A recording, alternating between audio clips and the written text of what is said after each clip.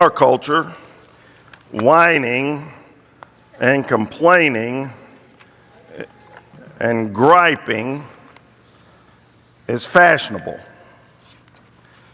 Like hypochondriacs, we compare notes on our mental or emotional suffering. Well, you think you got it bad, wait till you hear about this. The offices of psychologists and psychiatrists and physicians are filled with people seeking to resolve inequities imposed upon them by their environments or their circumstances. We have become a nation of finger pointers and blame fixers. In fact, to paraphrase the old verse, where two or more are gathered together in my name, there I am with you, we could say where two are gathered together, you often hear whining today. Because that just seems to be the nature of our age. The next time you're out somewhere having lunch or dinner, eavesdrop on conversations around you, would you? And from school cafeterias to factory lunchrooms to White House dining rooms to fast food restaurants to country clubs and everywhere in between, whining and complaining and griping is prevalent and knows no social class distinctions. It seems to be everywhere. And I want you to consciously think the next time you hear it, to stop and think how negative and unproductive it all is. It all seems to just sort of perpetuate itself. This is my anti-whining sermon. Anti-griping, anti-complaining sermon. And I'm calling it, You Are the One Responsible for You. Nobody else is responsible for you. You are the one responsible for you. And the first observation that I want to make is, life is not fair. Sooner or later, when two or more whiners are gathered together, one of them makes this observation: it's not fair. And the whining begins. Now, by the way, that's as close as whining ever gets to the truth, but it doesn't carry the concept quite far enough.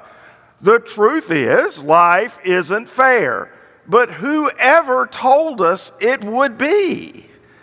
When you emerged into the world, there was no government official waiting there in the room to hand you a written guarantee that life would be fair.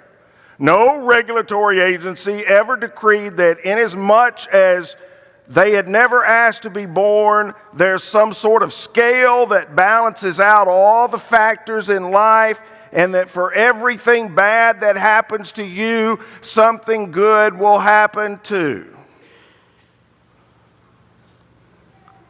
Life is not fair.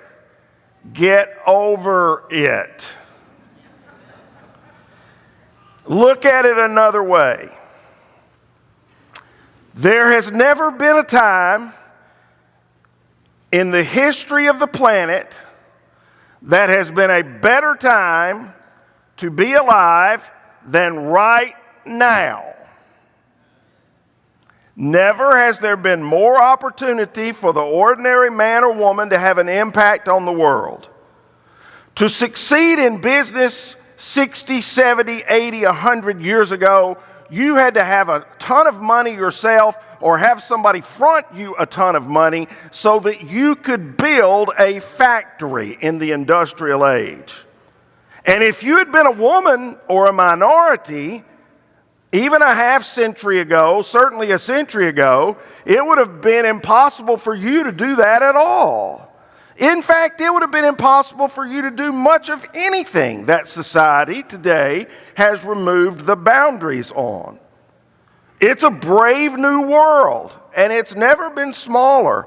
The personal computer and the internet and the cell phone has empowered people to be able to learn more, do more, practice more than ever in the history of the world. You are living longer than ever any society has ever lived. And you're able to do so because we have found incredible cures for diseases that used to kill people in their 20s and their 30s and their 40s, and sometimes even kill children while they were born. We live longer. We have more. We do more. We're more protected than we've ever been. What once was a capital-intensive world of steel mills and assembly lines has become a world of ideas and personal vision. And I'm still not crazy about this, but it's a reality. Social media influencers, whatever it is they do. But some of them are making some money. I think I'm looking at one right now, maybe. It is a whole new world. And sometimes I just think to myself, why are we sitting around whining and complaining and griping and crying all the time? We seem to me a lot like the Israelites after God had brought them out of Egypt and set them free, and they still weren't happy. We missed the leeks and the garlics and the onions back in Egypt. Oh yeah? Well, did you miss the whip? Did you miss the work hours? It's amazing to me sometimes. And that's not to say that changing one's attitude is a simple matter. It's much easier to let the gravitational pull of mediocrity hold you back. But as a people, somehow, somewhere, we have come to expect that we are owed something. And that feeling has become more prevalent as we have become more economically successful, particularly in the United States. We have developed the mistaken notion that if the nation is experiencing an economic upswing, we deserve our cut, when the reality is every single nation in the history of the world never thought that, would never believe that. They would think we are owed nothing that we didn't earn ourselves. And so what has happened is that kind of thinking adds up to a collective unwillingness to take responsibility. Instead of saying, I was wrong, or I have sinned, as King David said to the prophet Nathan, we point fingers anywhere but back at ourselves. And in so doing, we are relinquishing control of our lives. And we can never do better as long as we are whining and expecting someone else to save us and bail us out. The whole time that we're avoiding responsibility, we're consumed with avoiding failure at all. Failure is not always bad for you. Failure sometimes is great for you. The greatest things that have ever been accomplished, the greatest inventions that have ever been made, were made after failure after failure after failure. Can you imagine how utterly prideful and horrible a person would be to be around if all they did was ever succeed? How pumped up with pride and pompous they would be. Failure is not bad for you. Failure is good for you. Parents, let your children fail at some things. It's the way they learn. Just like you learned that way. But what we do today is we take the easy way out. We avoid failure by avoiding challenges. When opportunity knocks, we call the locksmith and have him install another deadbolt so we don't have to do anything about it. We steer clear of any opportunities that present any risk to us at all. We're risk resistant. And on those rare occasions when we do act on an opportunity, we give it less than our best effort, and if we don't succeed and see quickly, we quit and give up. The old-fashioned biblical concept of failing a few times, persevering through it, and then succeeding has become quaint. It's much easier to just throw up our hands and give up and whine. But as Paul said in Galatians chapter 6, be not deceived, God is not mocked. Whatever a man sows, that will he also reap. So a quick few suggestions for taking responsibility in your own life and for realizing you are the one responsible for you. Here's the first one. Realize it is up to you to make good things happen in your life. If you want to be somebody, you are the only body who can make that happen. And to get there requires overcoming your fears and taking that first step. You have to find within yourself the capacity to give yourself a serious talking to about how everything that has gone wrong in your life is not the result of society out to get you or other people out to get you. Sometimes you are a participant. And don't confuse fear, because some of us are held back by fear. We're held back by two kinds of fear. FOF and FOP. Fear of failure is FOF, and fear of people is FOP. So we're held back by two kinds of fear, but we're also held back by fear in and of our own heart. But don't confuse fear with laziness or whining or inaction, because it doesn't matter how bad you've had it. Everybody's had it bad. I used to end my radio program in McMinnville every single day with the same line. I mean, people in town knew me and said, there's the be kind to everybody guy. Because it was the only radio station in town. I was on every morning from 8:45 to 9 o'clock, and I ended every single program 7 days a week saying, now remember, be kind to everybody, because everybody's having a hard time. And that's true.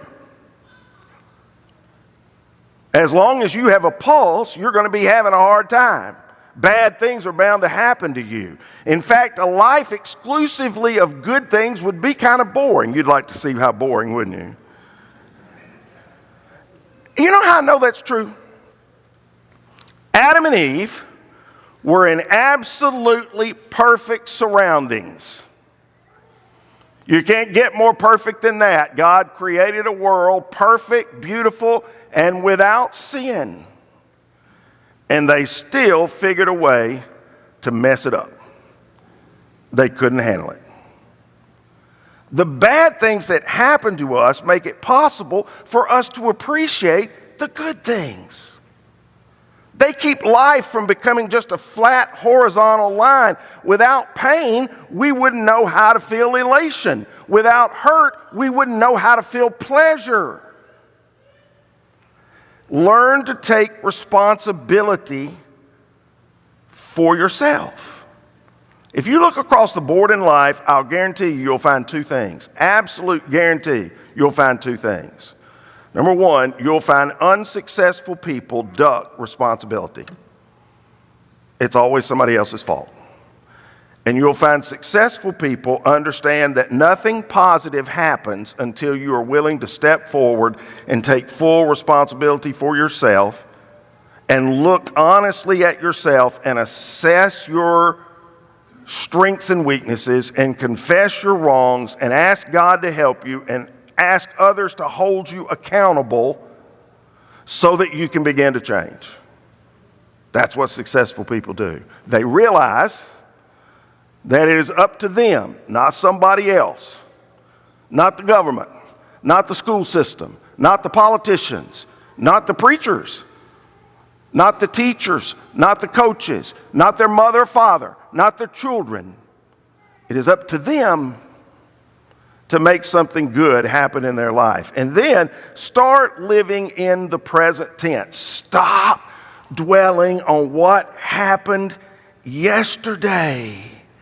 Don't think about what could have been or what should have been, because you can't unscramble an egg. Yesterday is never coming back. You know what most people do with bad yesterdays? They throw themselves a pity party. And then they're upset nobody came. My pity party wasn't well attended. That does nothing good for you and many bad things for you. It's wasted energy. Concentrate on what you can do today and what tomorrow can offer, and take the attitude of the psalmist who said, "This is the day the Lord has made. I will rejoice and be glad in it." I'm not going to continue to gripe and complain about yesterday. I'm not going to continue to whine and worry and have fear about tomorrow. This is the day the Lord has made. I will rejoice and be glad in it. Living in the present. That's what that is. And it means taking action, any action that can help. If you do nothing, nothing will change. That's that old line, insanity is doing the same thing over and over again and expecting different results. And that's what a lot of people do. If you do nothing, nothing will change. If you do the same old stuff, you'll end up with the same old results. The only way to change your situation is to take responsibility, ask God's involvement, and take action to do something different. And then here's a good biblical suggestion. Determine to make your present moment your happiest moment. Rejoice in the Lord. When? When? And I will say it again, rejoice. Just in case people missed it the first time. Make the present moment your happiest moment. That is a choice. That is a decision. In counseling, we often tell people when they are held down by yesterday and they're held down by the past and they can't get past it, we tell them, pick the moment in your life where you were the happiest. Put that in your mind. Keep it there for a few minutes. Plant it there. The next time you start feeling yourself going backward, go to that moment right there. Then pick 3 or 4 of those moments, and you can alternate them and go in and out. What are you doing simply? You are making your present moment your happiest moment. There's value in that. U.S. diplomat and former child star Shirley Temple Black told a story about her husband, Charles, and his mother. When Charles was a little boy, he asked his mother one time what was the happiest moment of her life. And she said, "This moment right now. This moment is the happiest moment of my life." And he said, "Well, what about other happy moments of your life? What about when you married Dad?" And she said, "Well, the happiest moment of my life was then, when I married Dad." "Well, what about when you had me and your other children?" "Well, the happiest moment of my life was then. But you asked me right now, and my happiest moment now is now." You can really only live in the moment you're in. So to me, that's always the happiest moment. What a way to live. What a way to obey. Rejoice in the Lord always. And I will say it again, rejoice. Whenever you focus on the past or the future, you rob the present of its power and of its potential. But when you give your attention to what's happening at the moment, you open yourself up to everything the present holds. Live in the moment. And since the present is all we have guaranteed anyway, that's a pretty good way to live, isn't it? And then, to take responsibility, get your thoughts and attitudes in tip-top shape.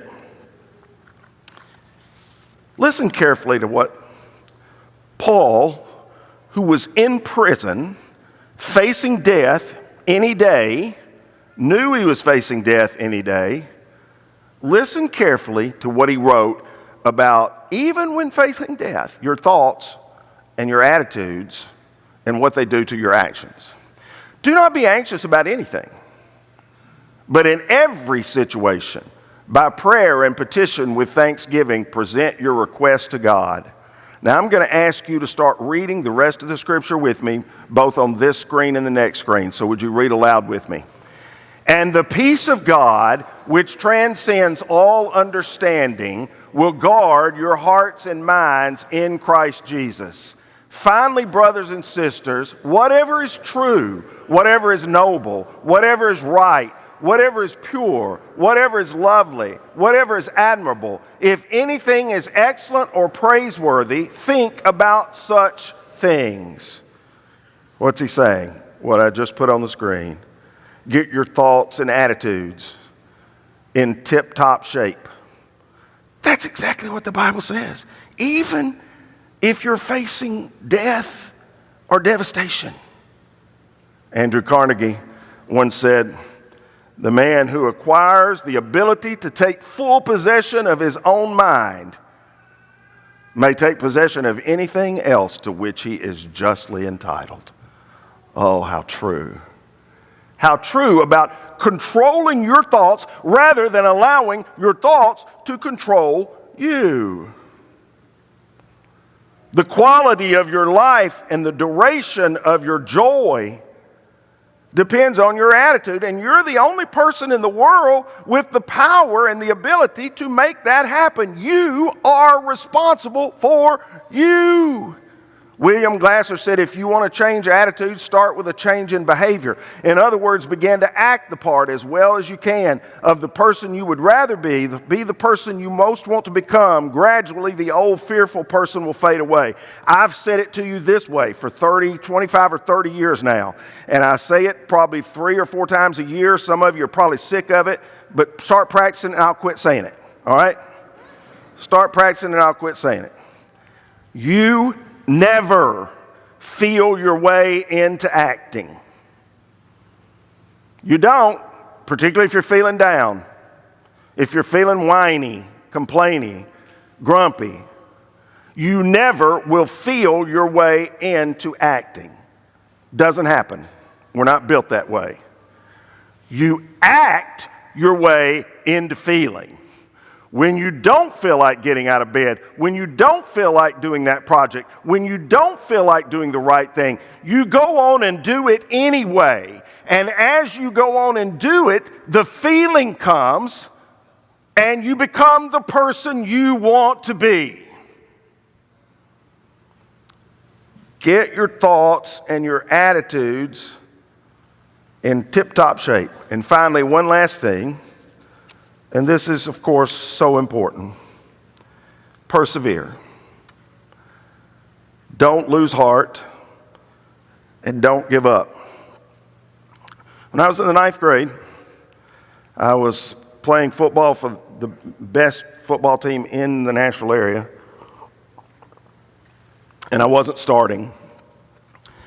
And it was hard because the coach was rough and mean and tough, and I was getting beat up a lot being younger, and I wanted to quit.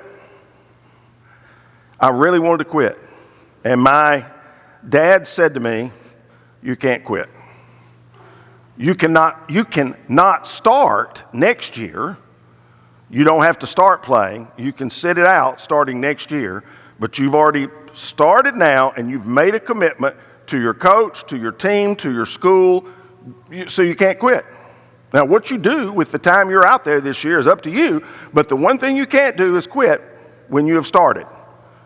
Won't let you do it." Made me miserable for the moment. Time went on. Things got better. I did what I had to do, and I was so thankful for my father's advice. 30 years passed. I have children of my own. One of my children was playing Little League baseball, The season had just started and said, I want to quit. What do you think I said? You want to guess? No, you can't quit. You cannot quit. You cannot start next year, but you can't quit in the middle of something. That's a bad habit to pick up on in life. Sorry, you can't do it. Can't do it. And he eventually began to enjoy it and worked it out. God is my witness. This very week, 2 of my grandchildren are at the house, Harrison and Calvin. They begged Mimi to play sorry with them.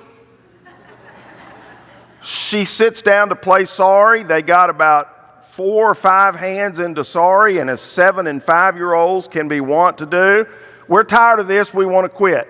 I'm sitting in my office, and I hear from the other side of the house, no, you can't quit. You are going to finish this sorry game. I don't care what else happens. You are going to finish this sorry game. And you know who won the sorry game? Calvin, who won the sorry game? Yeah. And he was so happy and thrilled about it. What if we just let him quit? What if she had just let him quit? What if God just let you quit? You get down, you get discouraged, you think life's not fair, you don't want to keep going on. You keep going on anyway. You persevere. You keep going to the very end. Booker T. Washington, who rose from degradation and hopelessness as a slave, gave us all a special lesson on not quitting and living a better life when he said, I will allow no man to belittle my soul by making me hate him. Nothing external can have any power over you without your permission. I'll close with this true story. A man was sitting in a Texas diner, enjoying his breakfast and also being entertained by a vivacious and pesky, perky, blonde waitress who was smiling and joking with everybody in the establishment as she rushed from table to table with all of her orders, doing her job perfectly. Here was somebody who was obviously enjoying a menial job in life, and her attitude was contagious. It was wearing off on the other people. Everybody in the cafe felt better because of her.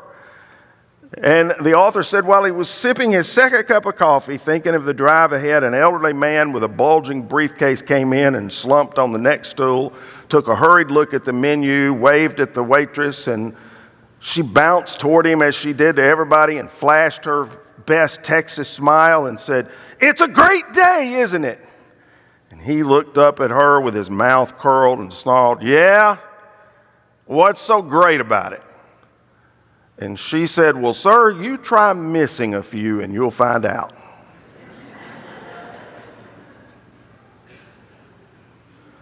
You control your life. If anybody rains on your parade and ruins your day, it is only because you allowed it.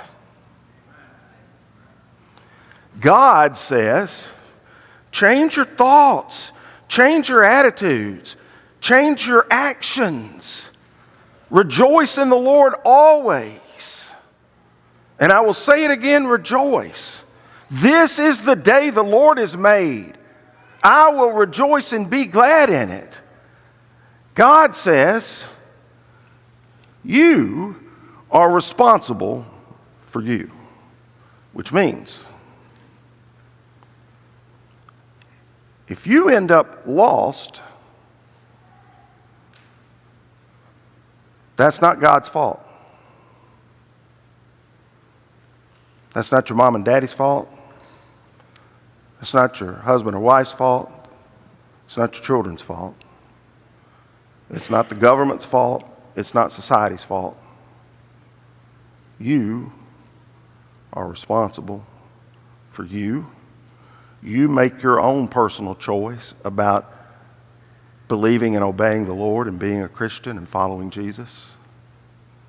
just like you make every other decision and choice in life. I want you to think about that. When it comes not only to life, which I've spent the entire lesson talking about, but when it comes to eternity, too, you are the one responsible for you.